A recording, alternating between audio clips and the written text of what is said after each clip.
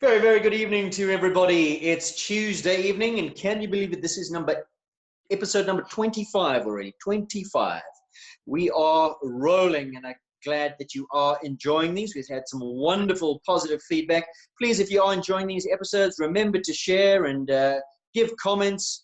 Glad you are enjoying. Let's just leave it there. Well, Gonda Betrix, part number 2 tonight. That's where we're going. A very, very popular episode, part 1. And of course, she's had such a wonderful career, long career, and there was so much to talk about that we thought we'd come back and carry on chatting in part number 2. So let's get right into it. Gonda, how are you?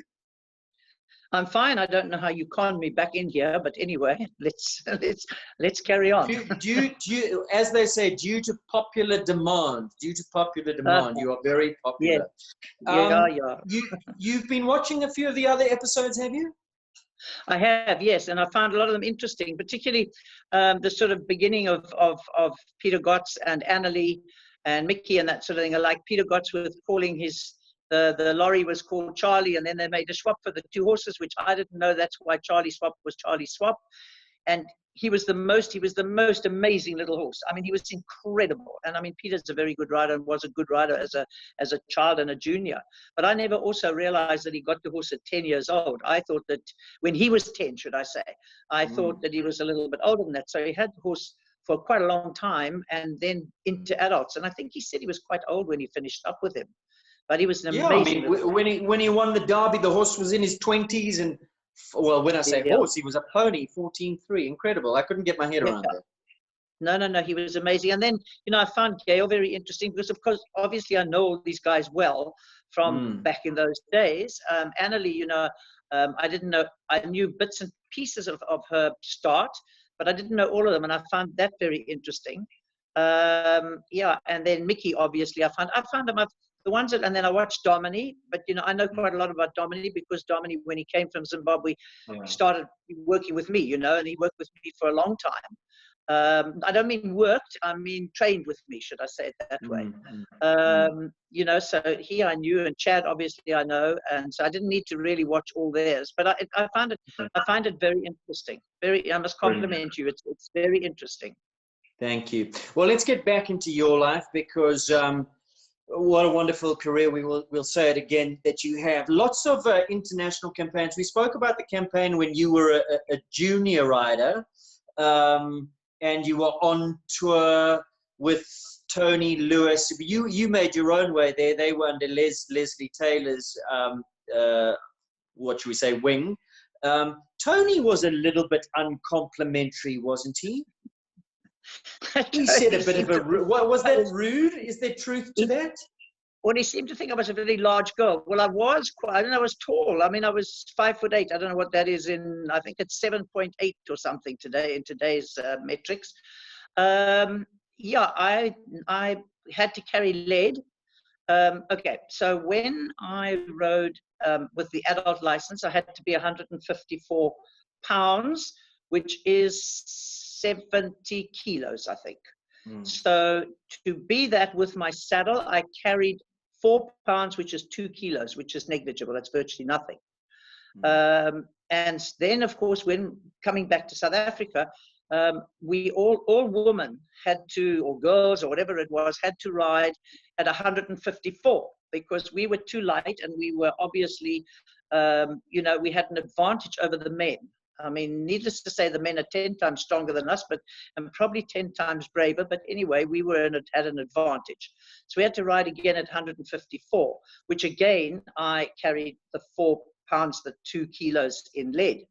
But Johnny Myberg, who was very small and very light, in fact carried, or I'll tell you about it, had to carry 20 kilos, which is something like, I think, 45 pounds. And the way they did it was they loaded the saddle to the full extent that they could load the saddle. I think she rode in a top tiny saddle. Maybe they got a heavier saddle because the average saddle is I think about, I don't know, 15 pounds, 7 or 8 kilos, 9 kilos. I'm not quite sure. I'm not very good with conversions. Anyway, so Johnny had the saddle. They fitted out the saddle, and then she had a what you call a weight bag, a lead bag. It's the same sort of thing that the jockeys have, in racing when they have to carry weight. If a jockey is a bit light on the light side, he has to make up the weight and carry weight, and it goes under the saddle like the normal saddle cloth goes under. And so she had that, and then she also had a sort of I don't know how you would explain it, a sort of a top over the front, just in front of the saddle, sort of almost like, not where the breastplate strap goes at the top, but closer to the saddle, but off the sort of wither, right? Okay. She had also lead down there as well. It sort of went down in front of her knees, and she had lead there as well. And so she carried a huge amount of lead. I mean, huge. And I mean, you think of dead weight. With that amount of dead weight on a horse, and she had big horses though. She always had horses sort of round 16.3, 17 hands and that sort of thing. But I mean, and she was very successful. I mean, Johnny won derbies and Grand Prix and lots of major competitions. But she was tiny. She was really tiny. Probably you'd compare her a bit with Bronwyn, but she was very, very small. When did all this change? Are you telling me something I had no idea, that it's almost like a handicapping? And Exactly. did they take the size of the horse into account? And also, if you were riding a small horse but you were under a certain weight, it didn't matter. You still had to carry that weight. 154 pounds, which I think is 70 kilos. Yes. Which, and I can't remember when they stopped. When they stopped asking us to use that weight. I can't remember. It's a long, long time ago. My memory sometimes goes back and sometimes doesn't go back that far. Husbands around in the equestrian circles must have been very upset with all the wives raiding the ice cream tub trying to get up to weight to ride. I must say, George, Johnny's husband, who was also very, very successful, a little bit unorthodox, but a very successful show jumper and won a huge amount. It was different. He's a big guy. He was a good 6'2", I would think, and a strong built. And I mean, he used to really battle putting that lead onto those horses. Really, I mean, it was a huge handicap, but she still won. Yeah.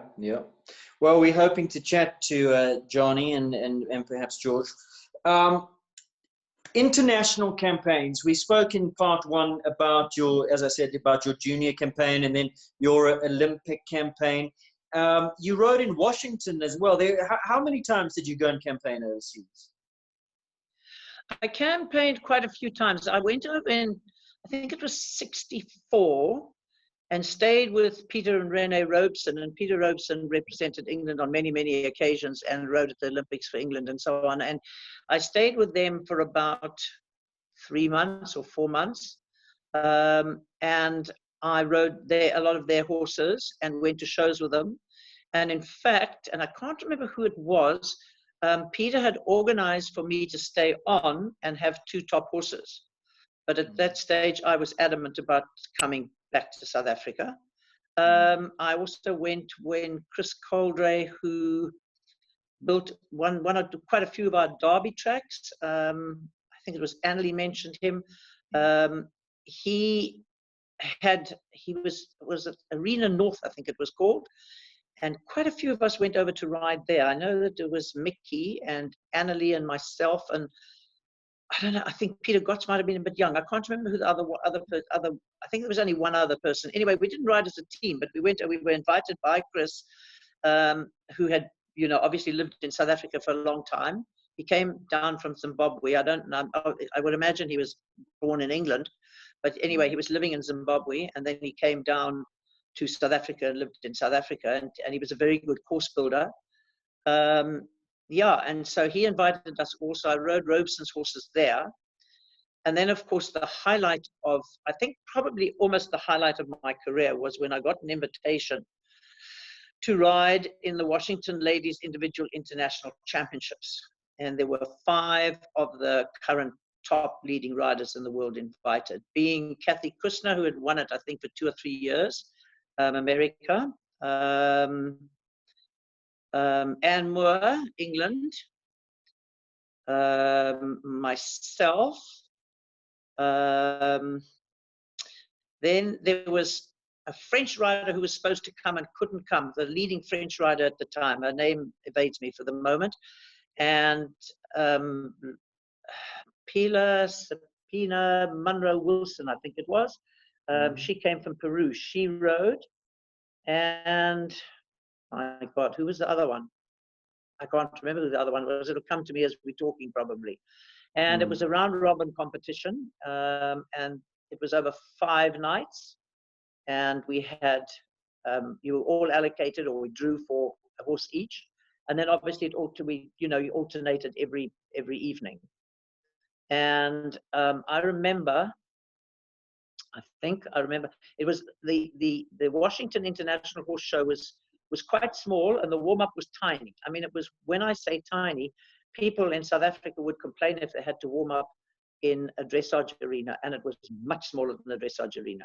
You could fit 2 jumps in side by side, and you could only just get past with a horse on each side, literally just get past. So you virtually had to go one way all the time, and everybody had to go in the same direction. There wasn't a lot of run into it. At the one end, you could sort of get back a bit and get more than probably 8 or 9 strides. You could probably get about 12 strides into it, maybe less.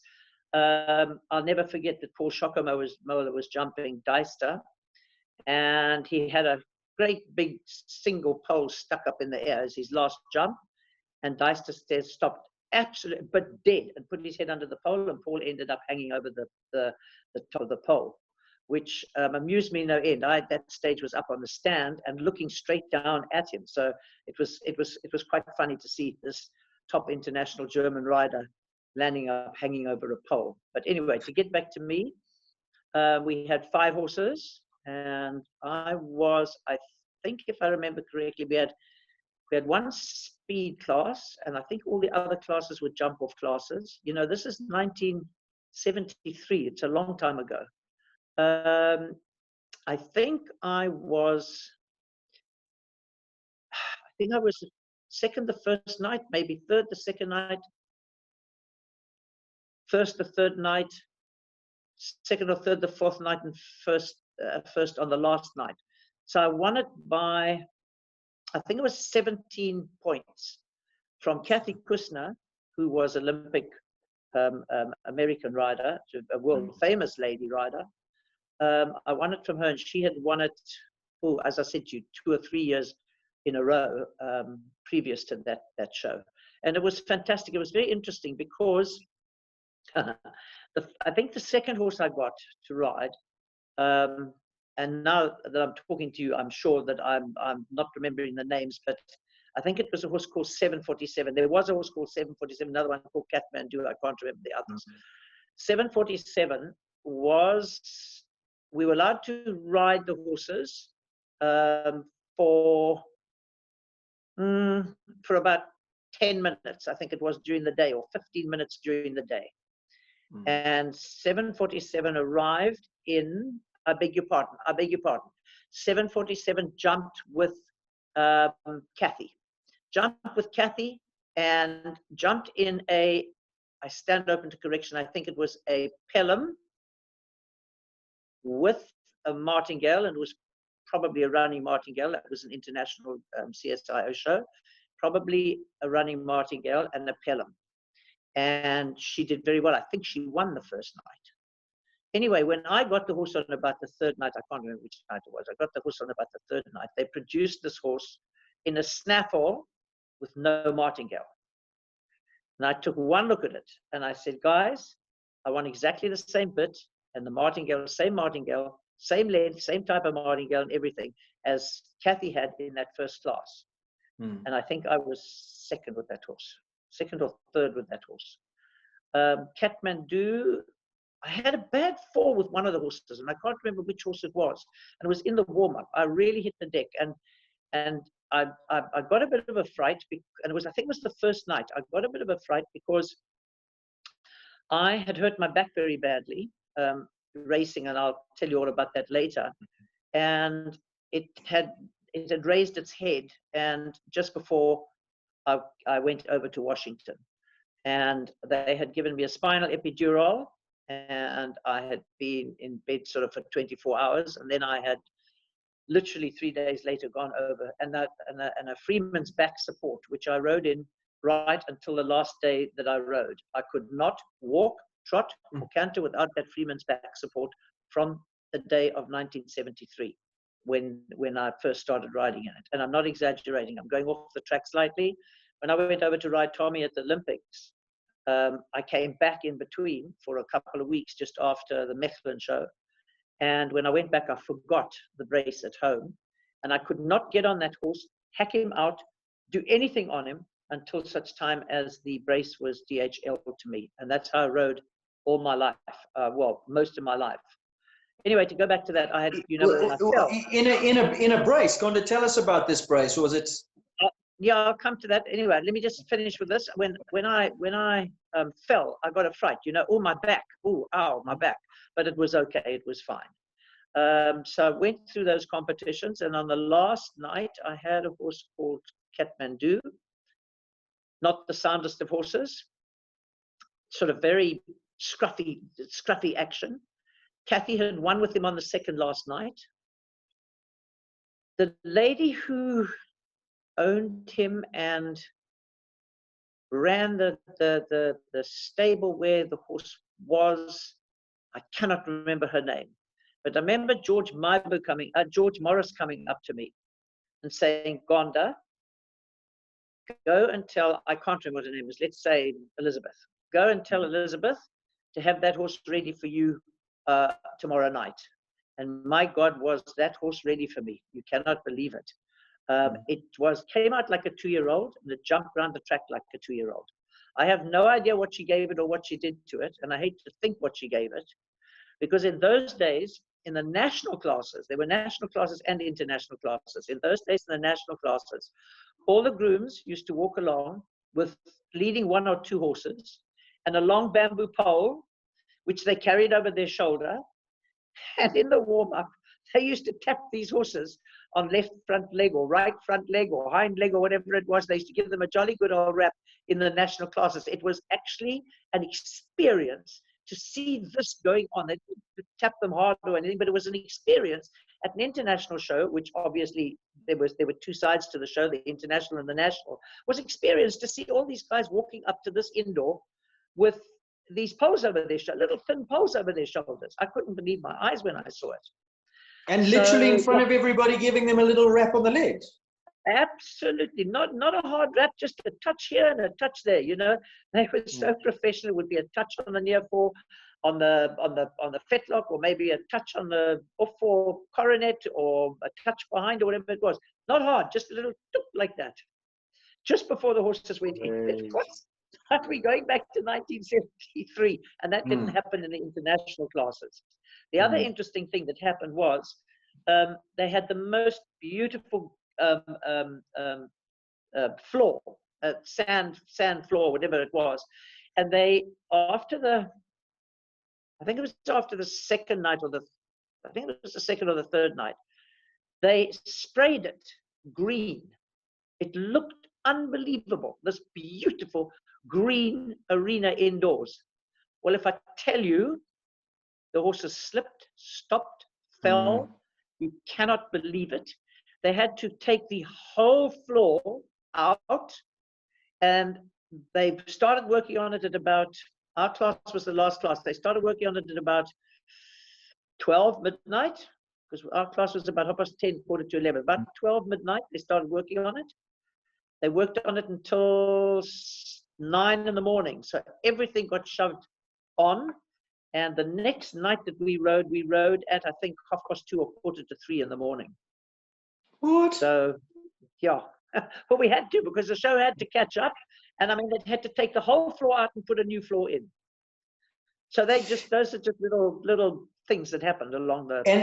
And why do you say that was a highlight of your career, that 1973? Well, I think because winning the ladies individual international championship is at the Washington International Horse Show in Washington indoors. You know, we were stabled in the garages below.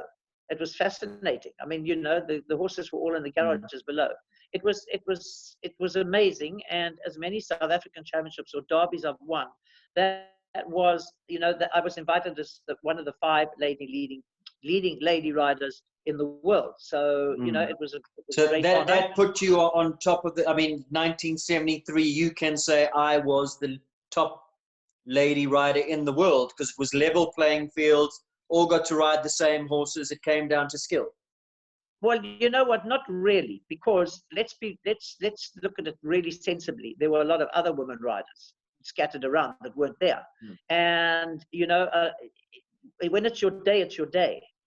So somebody else could easily have won it. I mean, that was my day. Kathy had won it 2 or 3 times previously, and I was 17 points ahead of her, which made me, you know, very chuffed about that. But I mean, let's be honest. Not always the top rider or top horse will win a major competition.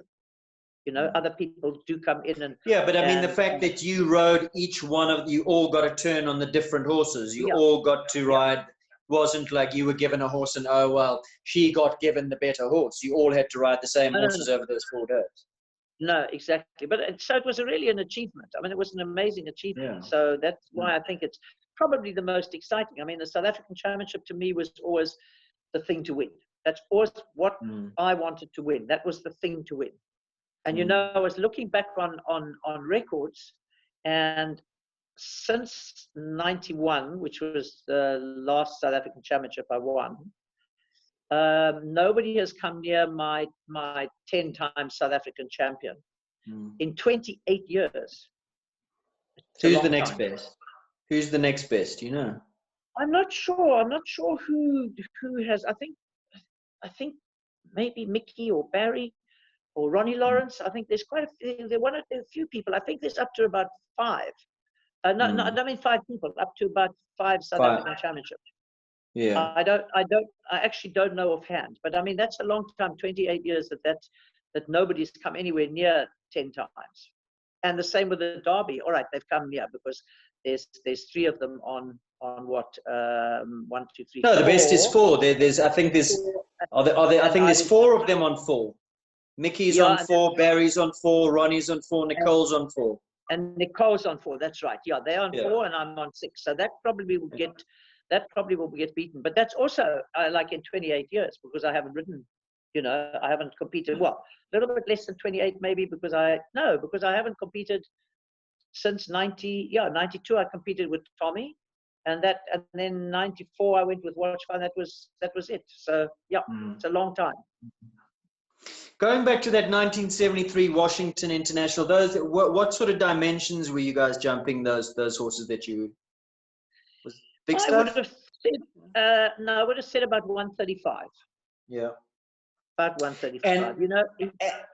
And Kathy Kusner, she was one of the all-time greats. I think also was she into racing as well? I seem to recall that she rode in a few races. Was amazing. Yeah, Kathy was a jockey. Kathy was a pilot. Kathy was I don't know. There's about 7 things that she's qualified to do.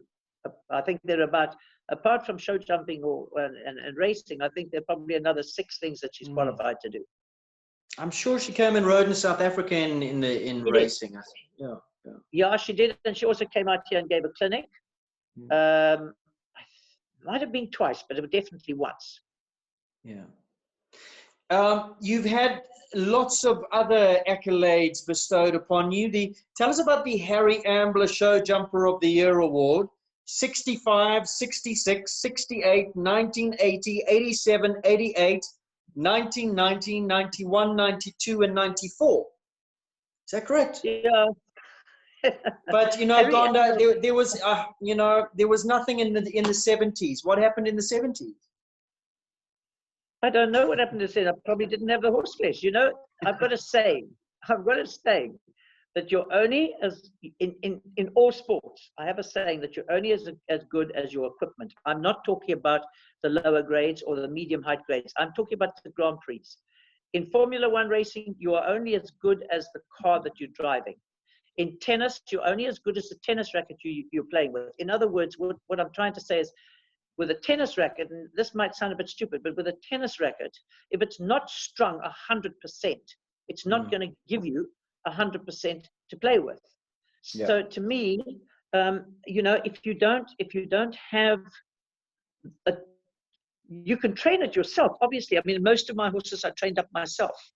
You know, I've got horses off the track and trained them, and a lot of horses that I didn't mention the other day, I've had, and I didn't mention those horses because they weren't top horses, but a lot of horses that you know are jumping in the big grades.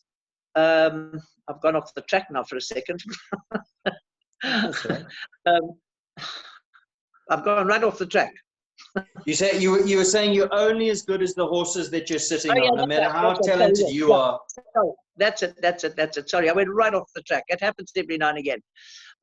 Yeah, so to me, to win a Grand Prix or a Derby or a South African Championship or any big major World Cup, for instance, okay, it's also when it's your day, but also I think you're only as good as what you're sitting on. You cannot go and win a World Cup or a Grand Prix or a South African Championship on an inferior horse or inferior equipment in any other sport.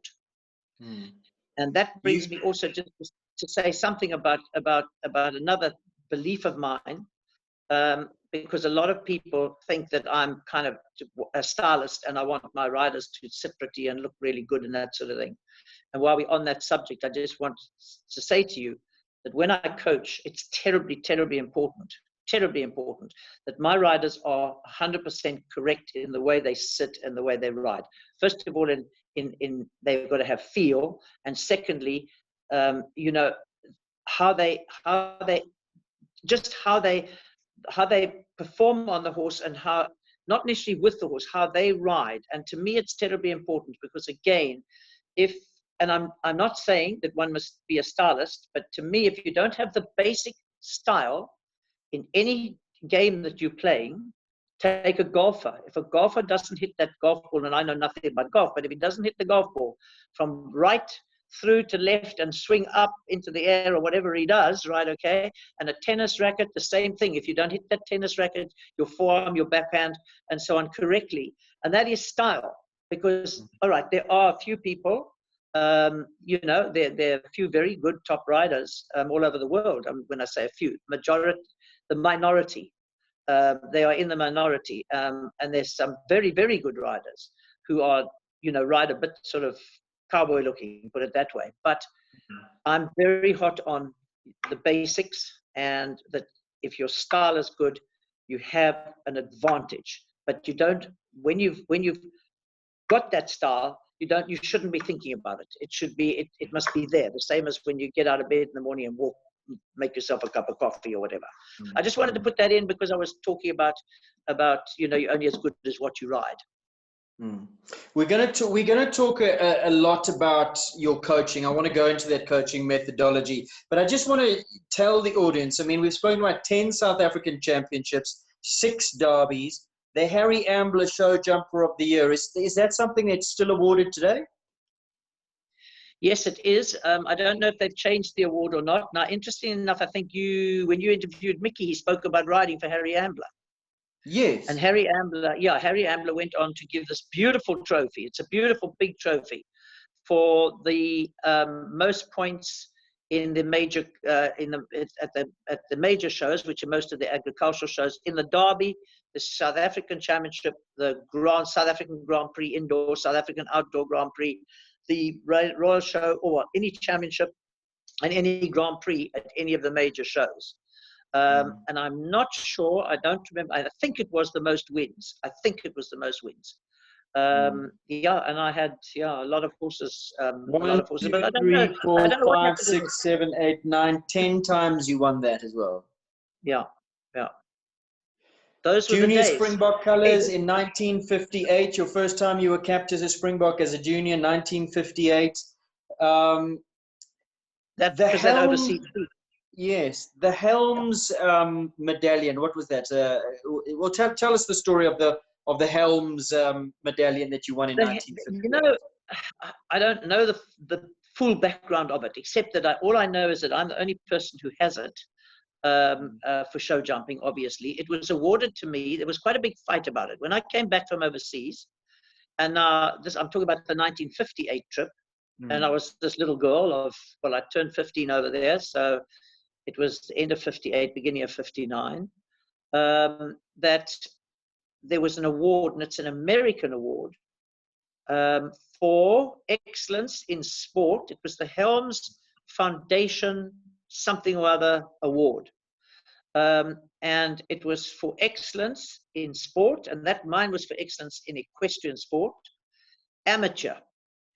And I didn't know much about this, but obviously it came up somehow to SANF or whatever they were called in those days. And I know that they would not award it to me because they said I was a professional. And my father said, what absolute nonsense, 14, 15-year-old girl, you know, she's not a professional, for heaven's sake. You know, her parents pay for everything. Her parents take the prize money. I mean, she's a little girl riding around, jumping, and you know, it's nonsense. And there was quite a big thing about it. And I think that Colonel White and Bernard Gale in those days, they were very involved in SANF, and they and my father and so on put these guys in their place. And it was about 2-3 months, I think, after it was, because of the award was for 1958. I think it says 58 on the award. And it was only awarded to me at the Rand show in April of 59, because they then realized that I wasn't a professional. And so I was got it. It's a lovely medallion. It's very nice with a you know, with like a man sort of about to throw a disc. It's and I was very proud. I'm still very proud. The only show jumper who's ever received it? Well, I don't know otherwise, but certainly in this country, yes. And then I don't know otherwise. 2006 were inducted into the South African Sport Hall of Fame. Yeah, I've got a lovely photo with Francois Pinard from that. Yeah, that was great. That was really fantastic. There were about 12 or 14 of us inducted into the Sport Hall of Fame. Yeah, that was also fantastic. In fact, this little thing at the back of me here on this side, that is actually the what would you say? Plot. Memento. Yeah. Memento. Yeah. I mean, so many awards. Sport Merit Award, 1973, 79, and 80, and then tell us about the story with 1973 with the state president. Who was the president in 73? Oh, you're asking me now. I think it was Swart. Was there President Swart? Yes, I'm sure. I think BJ. It was him. No, that was Forster. No, that was Forster. No, Swart. Jan, no, not Jan. I don't know, but I'm pretty sure it was Swart. Yeah. And that was obviously for the Washington thing that I won, the Washington Ladies International thing that I won, because that was at the end of 73 that I was awarded that. So you had to have a meeting with the state president. Yeah, it was great fun. I think it was. I can't remember. All I know is that every time I went to a Sport Merit Award or the state president's award, I had to find something nice to wear, and I also had to wear a hat, which was I don't wear hats, not at all, not in the summer, not in the winter. I only wear a peak when I'm teaching, and that's it. So I had to find a hat every time, which didn't impress me too much. And also the other awards were, of course, the FEI. I'm jumping ahead of myself a little bit now, but we had an FEI competition which ran with about 8 countries competed. It had to be the exact same track, same measurements, same height, same size arena and everything.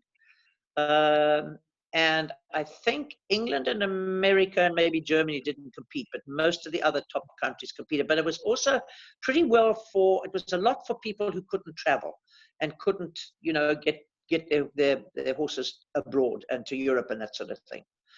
And the first one, I can't remember when it was, 19, oh, I don't know, I'll have to think. The first one, I was on Honey Girl. And you had 1, 2, 3, you had 3 classes over 3 days and a jump off. So whether you had 20 faults or whether you were clear, you went in the jump off. So you had 2 rounds, in other words, 1 normal round and 1 against the clock round. And Honey Girl was very much in the lead. And she'd had 5 clears. And I'll never forget it. And it taught me a lesson, and it taught me a big lesson. And I'm always telling my guys, my students this. I came up a line of jumps, and there was a double of gates, and she jumped quite big over it, and I was going fast. And with Honey Girl, because she left so much time in the air, I had to like go faster than I would on a normal horse. And I really was flying with her. And as she landed, I don't know what happened, but somehow my rein slipped, and there was a tight U-turn left-handed into a triple bar, and I got just too close to it, just too close, that she had to back off it, and she came down on the back pole, hit the back pole. I galloped to the last jump. I was 27 seconds faster than the person who won it, which was Australian. The Australia was first and third, and I was second. Yeah, and I was second. And you know what lesson it taught me? I found that I had been riding, because the moment that happened to me, as I came out the ring, I thought, now what on earth happened? And I knew what had happened straight away. I picked up a habit of riding without my thumb on my rein. So my rein slipped through my hand when she came out over the second gate. I think it was an oxer. It was vertical to an oxer. When she came out over the second gate with a big jump, the rein slipped through my hand, because the rein was coming up, sort of up through my fingers like that, instead of having my thumb on my finger. And that caused me that competition. And then I think 27 seconds in front of her time. 27 seconds in front of the guy who won. Sure. And then I won another 3 or 4, I'm not quite sure. Mickey also won. Mickey won the 1 year that I went with him, and I was second, he was first.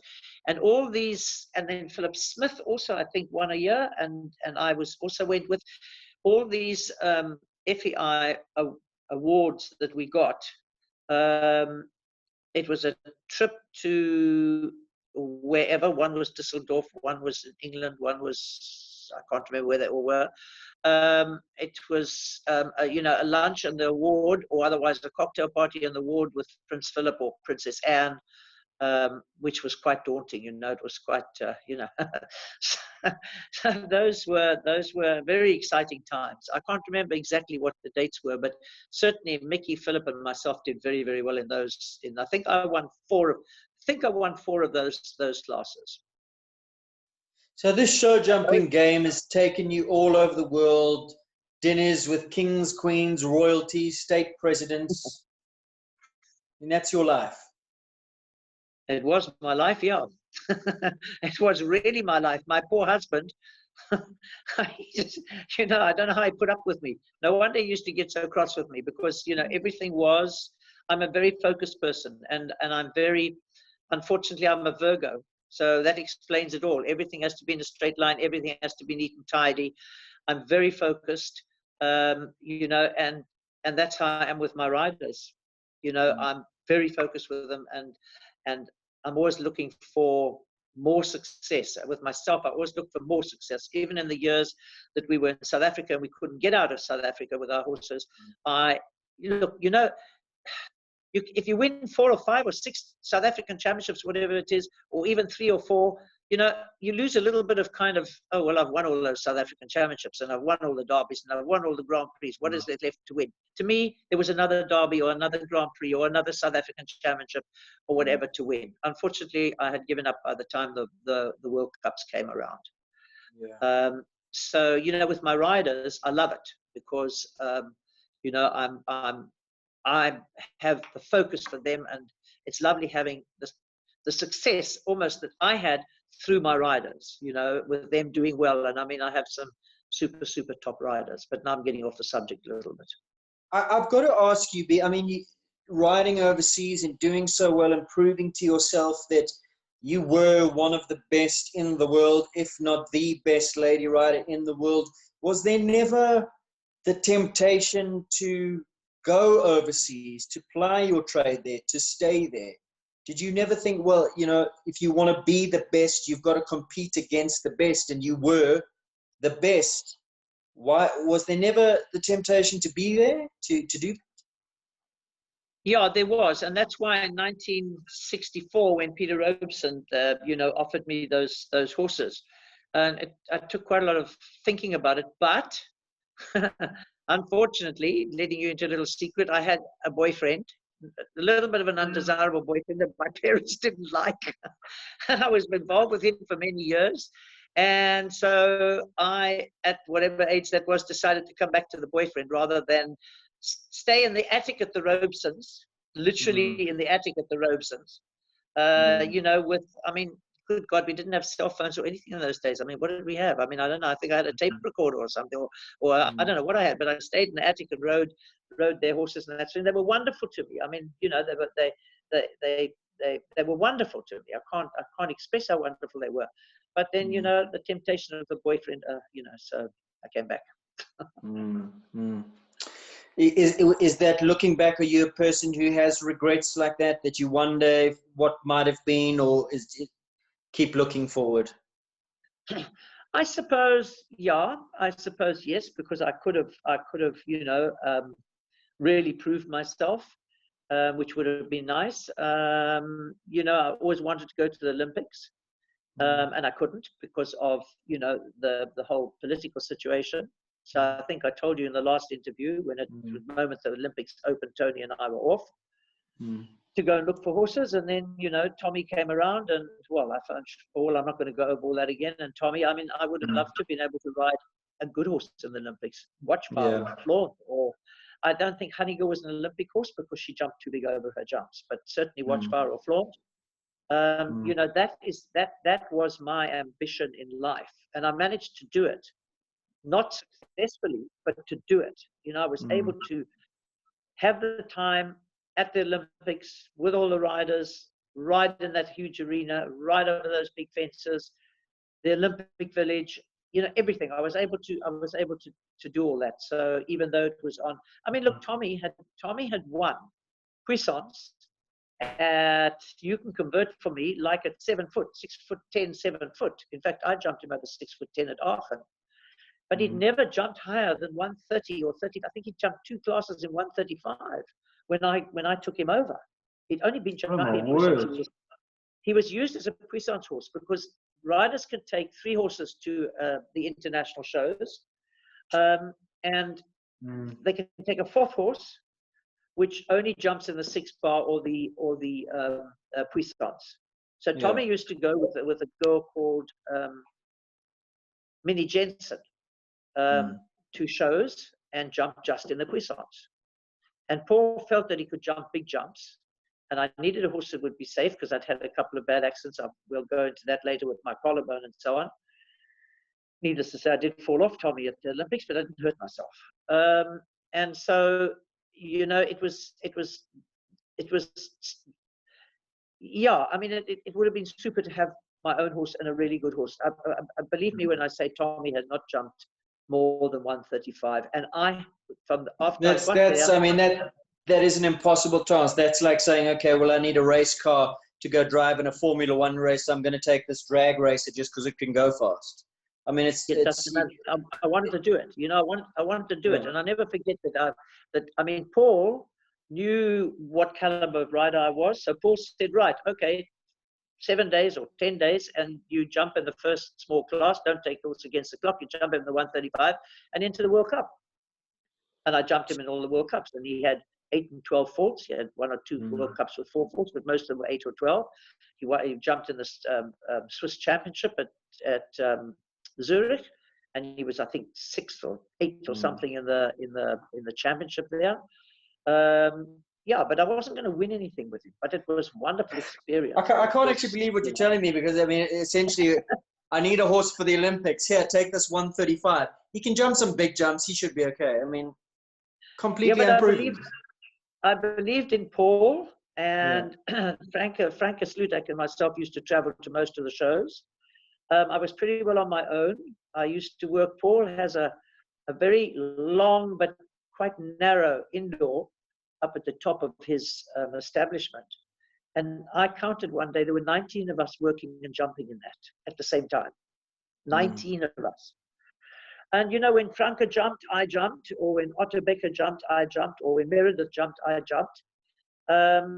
You know, but I mean, there was nobody was teaching them, nobody was teaching me. I just did it alongside with them. And, you know, Franke would say, maybe, you know, this line is so-and-so distance, or, you know, you must try and do it in an extra stride and things like that. Because Tommy was a difficult horse. He was for me, he was very difficult. Because he wasn't that hot, but he disunited all the time. And you had to sit absolutely still, you know, and having ridden thoroughbreds, to now suddenly face these huge jumps and sit still. You know, my eye was good, so I put him in the right place, and I then had to sit still. And I think he felt something in me on the takeoff, which I always had with my horses that I jumped, and with my pupils, I trained them with the same thing, and that's a little squeeze of your seat and leg on the last stride or as you're leaving the ground. And as much as I tried not to do it, and the once or twice that Paul came into the warm-up or Paul was at a show, he would say, Gonda, canter up, but sit still. Don't ask the horse to jump. Just canter up, use your eye, and don't ask him to jump. And, you know, when you're jumping 160 indoors, it's very difficult not to ask him to jump. And that's why I think that he had fences with me. You know, it was often the front rail of an oxer. But, you know, Paul said he was safe, and that was the main thing. He said he was safe. Yeah. So, yeah, well, and I trusted Paul, and yeah. This is a perfect time to get into that debate, which I've had, or that chat that I've had with a few people against, you know, is there still a place for the thoroughbred? Because what really struck me is after that conversation in part one, you said to me, man, I wish I just could have had Watchfire there at the Olympics. And Watchfire was, of course, a thoroughbred. Flaunt was, of course, a thoroughbred. So you're essentially saying that yeah, they all were. That's what you made your name on. So what is your opinion of the thoroughbred versus the warm blood? And obviously in your era, things have changed. Dimensions, tracks, distances have changed. Is there still a place? And is he as good as the warm blood? Can he do the job? Or is a good horse no matter the breeding? You know, a thoroughbred is trained to gallop. We're not trained to gallop, he's born to gallop. And he's trained to gallop. So when you're going very fast against, I'm going a little bit ahead, I'll come backwards. When you're going very fast against the clock, and maybe dropping strides here and there, thoroughbred will always revert to being a little too forward, slightly onto his forehand, which is a warm blood doesn't. When you're galloping with a warm blood can't gallop. Try and gallop a warm blood and he really can't gallop. I'm talking about gallop like a thoroughbred. So when you're galloping a warm blood over fences, he's backing off all that, not backing off, but he's balancing himself, and he's galloping as fast as he can gallop and turning short and that sort of thing. But he's always in balance. And all of us, I think, found it quite a job to get our horses to be in balance for big jumping against the clock. I love the thoroughbred, but, you know, okay, so the warm blood is bred to jump, as I said just now. So that is the route to go. And there are some amazing studs, warm blood studs here in South Africa that are producing super show jumpers. But they're also buying really good breeding stock and also semen from overseas. So, okay, so now we go back again to the thoroughbred. To me, the thoroughbred is clever. A thoroughbred, I always followed the lines. My top line was dramatic. They were, I think there were so many dramatics. And I'm talking about dramatic, went down to Jerez, went down to Watchfire's father, Permont, Honey Girls, Arctic Circle, whatever it was, Arctic something or other. Whatever it was, that was also by Dramatic. So Dramatic, the second generation Dramatics and Dramatic. I mean, I had a few horses by Dramatic. Signification, there were really good signification horses. Initial, there were horses that came out of Zimbabwe, a lot of initial horses, really good horses. I had a Country Cottage, had a horse called Immortality, Isis Bridge, really good initial horses. Then there was Persian Wonder and Noble Chieftain. But I think the first three that I mentioned are, to me, were the strongest. And I didn't follow the dam line. I always followed the sire line. Now those sires are way back. I mean, they're probably 6 generations back by now. So one would have to today find good lines to be competitive against the warm blood. And I mean, Format was a warm blood, but he was an old-fashioned warm blood, and he couldn't gallop and he couldn't go fast. These warm bloods, I mean, and you know, again, people always want big horses. I mean, you get these kids and they come out of children's and they want a horse of 17 hands. A thoroughbred is a light-framed horse, and to go to that for a second, a light-framed horse. Those warm bloods today, most of them look like thoroughbreds. They are, you know, they've got a huge amount of thoroughbred blood in them. So to me, it's a perfect mixture of the warm blood and the thoroughbred. You've got the middle of the line, which is the producing, you know, which are producing the top success. I think that again, to go back to the thoroughbred, thoroughbred is, I think a warm blood can be a bit dwarf if it wants to be. Excuse the language. Thoroughbred's very sharp. A thoroughbred's clever. So they're easy to work with. They're easy to train. But again, as I say to you, the way the warm blood can gallop into a fence. Oh, and to go back again to that, small horses. You know, Ludger does not ride over maximum of 16.3. I've spoken to him many times. He says 16 hands to 16.2. He said if he has to, he would ride a 16.3 hand horse. And Ludger is 7'4" or something, whatever that is in meters, right? Okay.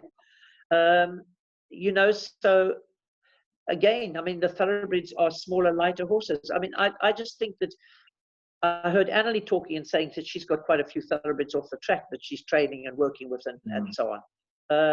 I just think that yeah, I think one is missing the boat a little bit with not having thoroughbreds. I mean, Fountain of Love was a little thoroughbred that jumped with a student of mine in Natal, and then first jumped in, I think it was Natal, and then ended up in, I think, Cape Town or something, and then ended up back in Natal, and then ended up with Bronwyn. And I mean, that horse really held her own. I mean, but again, fast against the clock, the warm blood galloping against her, although if you put them two together on a flat, she would be faster. The warm blood will have the edge on her galloping against the clock. Well, let me ask you this, because you've got, obviously, you know how the sport has developed, you know what horses are in the ring.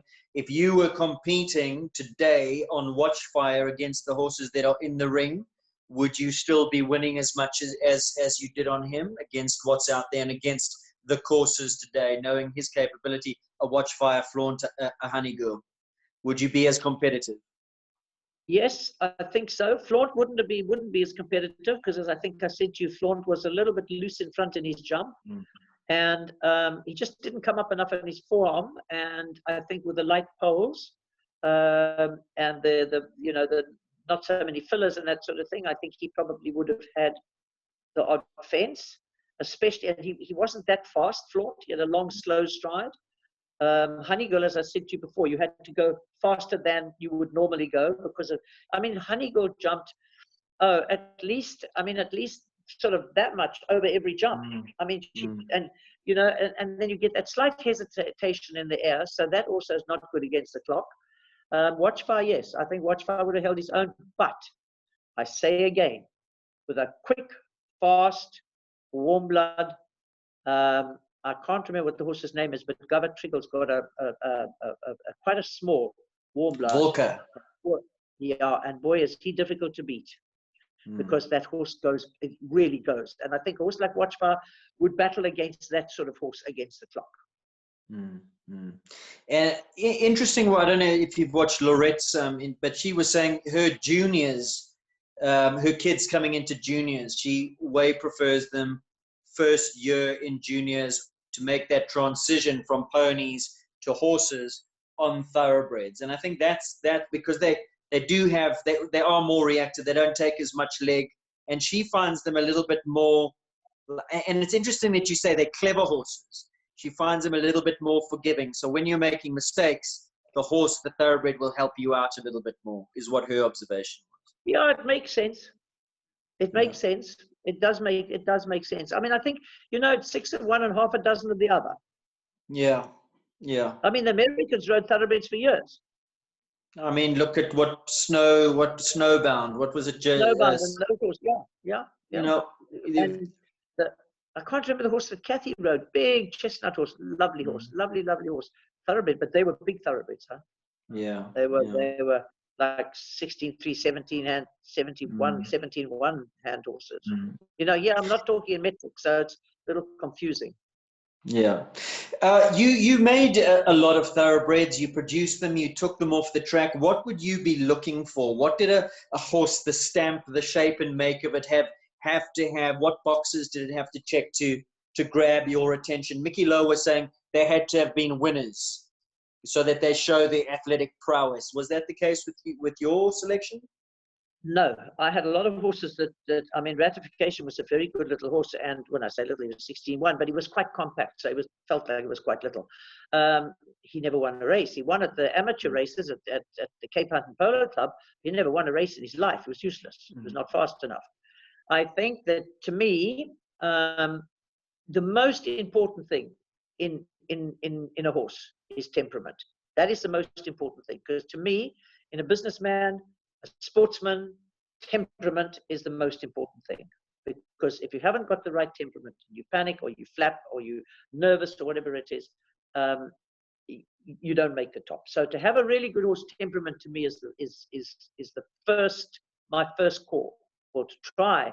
And you never know what you're getting when you buy horses, but hopefully, now with the breeding as well, one can sort of judge a little bit what type of temperament the horse is going to have by his, mother or father, what their temperament was.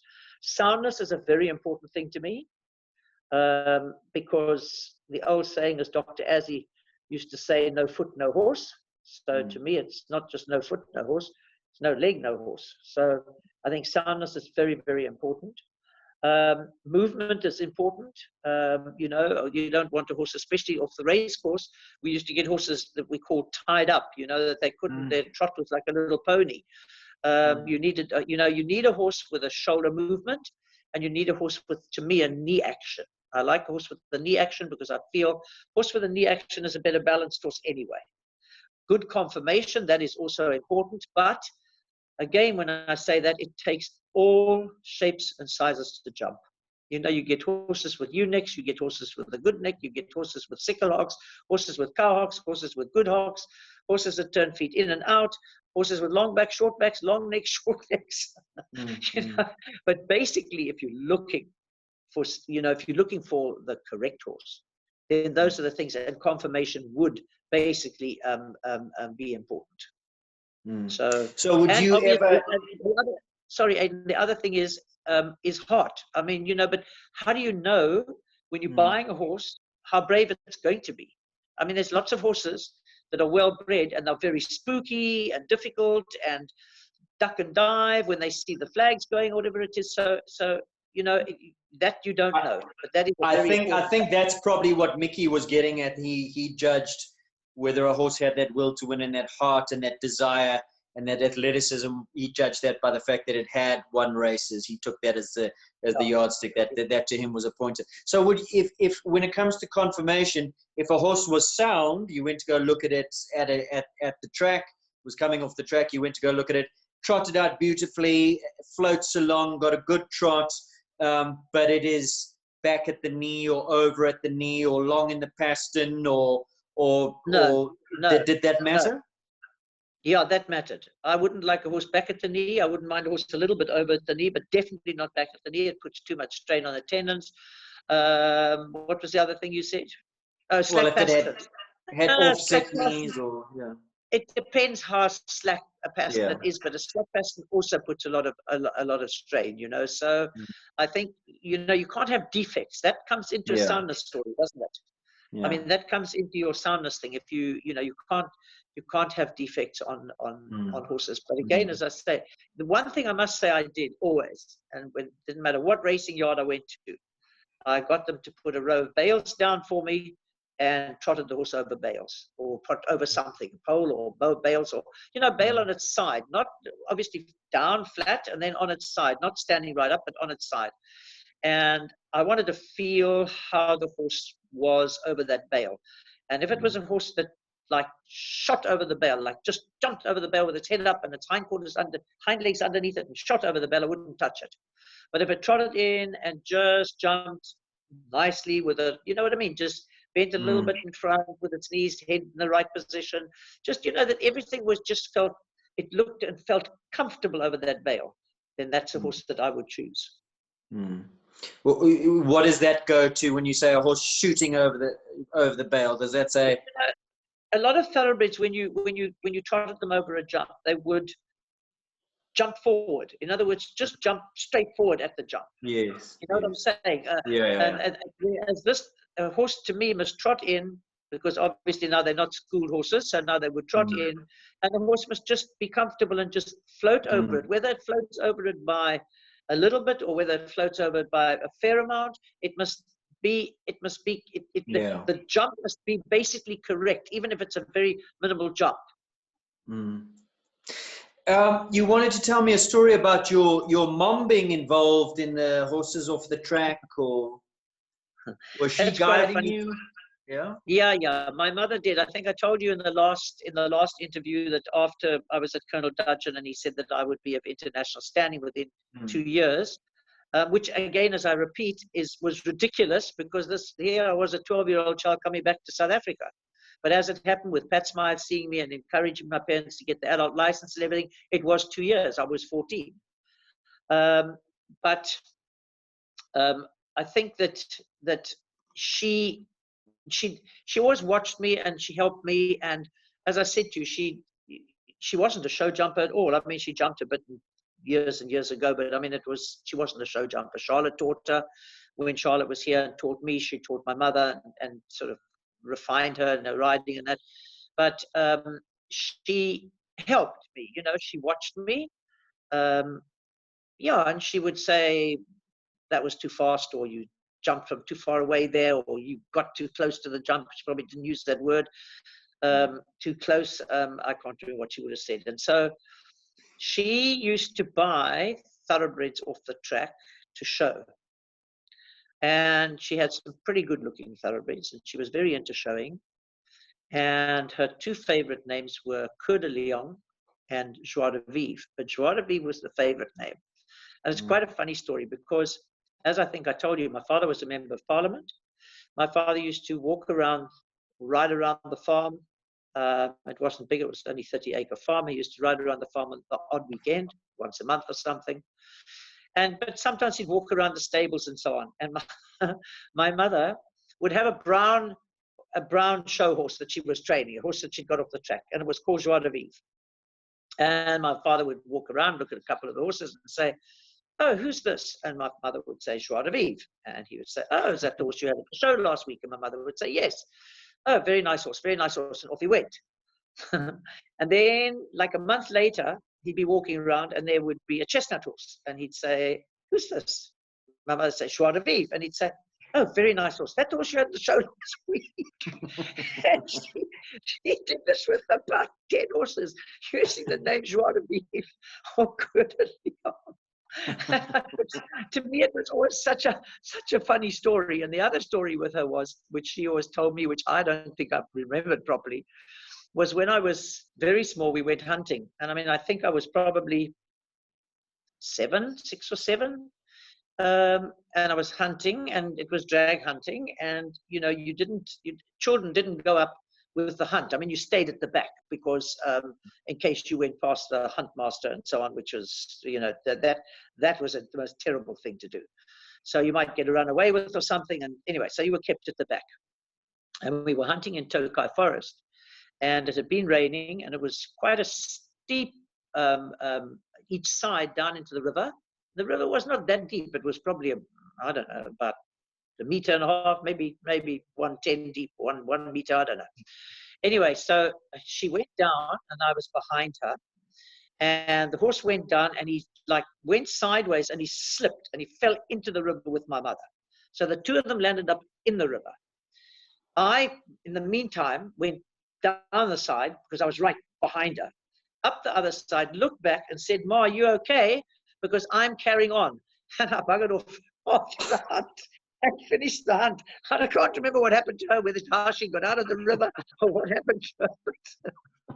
And those are just funny stories.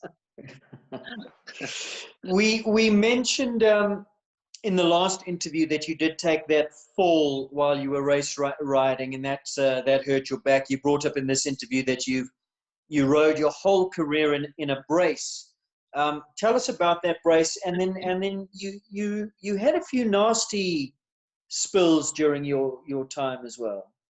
Yeah, I did. Okay, so I was riding a horse in the sand track, and I used to do a lot of race riding and riding work in the mornings and that sort of thing. We had these amateur race meetings twice a year here. I don't want to go into all that, but I used to, before school, when I was at school, and that was a long time ago.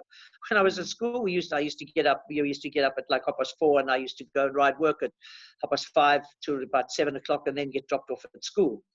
So anyway, so I was riding this horse, and he was supposed to be, was a very good sprinter, and he was supposed to win the sprint race in 3 days' time or something. So the trainer said to me, just go in a steady canter, ease it up into a half pace, and then give him 2 of the best, and really punch him out for a couple of 50 meters or 100 meters or whatever it was. And as I took the stick, and I was riding very short, obviously, and as I took the stick and I smacked him once, my back went off. I'm not going to make a long story out of it. I couldn't move, and I pulled up slowly I didn't gallop the horse fast. I pulled up slowly to the thing. I couldn't ride him back to where the other horses were circling and to where my vehicle was. I had to get off and walk, and I crawled into the car, and then I just discarded it. I always discard pain. So I discarded it, and I thought, well, it'll get better. And it did get better. It got better after 2 weeks or 3 weeks, or I don't know how long it was. And that was that. And then, I don't know, it was quite a few years later that I was riding. I had a very well-bred horse by Netherwood, called Autoland. That was his racing name, and I was sponsored by BP, and he was called BP Super V. And he used to change leg behind a lot, so he used to jar me a lot, and this back sort of came back, and I felt it. Then I had a horse that was quite spooky, and every time he spooked, there was a pain in my back. And so I was practicing for the Derby, and because the Derby was okay, I'll come to that. I was practicing for the Derby, and I'd gone up to Bill Johnson's, and I had 5 horses up there that I jumped, and I jumped 3, and my back was killing me. My lower back, it was killing me. It was so sore, but I had to finish the others. So I just stood in the stirrup and jumped the others. And then I couldn't ride home, and it was about a 30-minute ride home. I couldn't ride home, so I think Bill took me home. And then the next day I saw an orthopedic called Len Neckin, and he then put me in hospital, and he did this spinal epidural, and then I had like 2 days rest, and then I jumped in the Derby. And then the night of the end of the Derby, I flew over for that Washington Championship. But Len put me into a brace, which it was called a Freeman's back support. And it was a brace that would virtually go from, let's say, my bra strap at the back down to my coccyx, right? So it was quite a long brace. And I had it modified down so that it went from my waist, just down. So it went just around your hips and your waist and down and sort of towards your coccyx area. And it had sort of things on the side that you could pull it tighter, so you buttoned it up the front, and then you pulled like hell, and it held me. I mean, it literally held me. And as I said to you, I rode and I jumped in that and I never rode without it. One horse that I promise you, one horse that hurt me with that on was Meredith's little horse, Quick Start, because when I was over there at Chocomola's with Tommy, you know, I only had one horse to go to the shows, and they had 10 horses to go to the shows. So they went every week, Thursday, Friday, Saturday, Sunday, and they'd come back. So the horses they left behind, I used to work, like Vorsa Kunik and Golo, and the horse that Franco jumps, that outdoor Puissance Leandros or something, I think his name was something like that, and Quick Sign, not Quick Sign, Quick Start. Quick Start. And that horse, I only rode it once for her because I couldn't canter it. I cantered 3 strides with that brace on, and I couldn't stay on that horse's back. My back was so sore, and I didn't dare go on riding it. So I used to trot it. I must say, I'm lying when I say I only rode it once. I used to ride it and trot it for her, but I couldn't ride it and school it and canter it at all. So my back gave me trouble, and it still does today. I mean, I crawl out of bed like I'm 150 years old. Seriously, my back still worries me, and I, you know, when I'm coaching and standing around a lot and that sort of thing, I wear a brace, but I don't wear that very, you know, it had 2 steel things down the back each side of my spine, shaped to my back and so on. I don't wear that kind of brace. I just wear ordinary elastic brace. But then But did they ever determine what happened that day you were riding work? Yeah, they did. Apparently, at a later stage, they when I really went to the orthopedic down in Cape Town, he said to me, "When did you tear your ligaments?" And I said, "I really don't know when I tore my ligaments." And he said, "Well, because they've never knitted back properly." So in other words, the ligaments around my back had torn, and then they'd gone back, but they'd never. So my back was always mobile. It was always my spine was always moving around. It was, you know, so that's where the problem came in. And also, interestingly enough, going right back to the days of Gungadin, when I had a chance to jump at the Haringey show, which Mickey was talking about being the Wembley show. It was afterwards. I jumped the last year at Haringey, which was the show jump of the year show, horse of the year show. And that was in 58, yeah, 58. And I had a fall of Urskit. Urskit stopped dead at the jump with me. I had special permission to jump in that show. It was a CSIO show. I had special permission to jump, but not in all the classes. He stopped with me, and I came off against the top pole. And as the top pole fell, I fell with it, like I was sitting on it. Okay. So when I got up, I could hardly walk. You know, my sort of coccyx area was so sore. I don't want to make a long story out of this.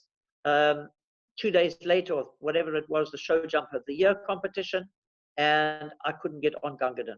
I could not get on him because when I got a leg up, I couldn't open my leg out to get into the saddle.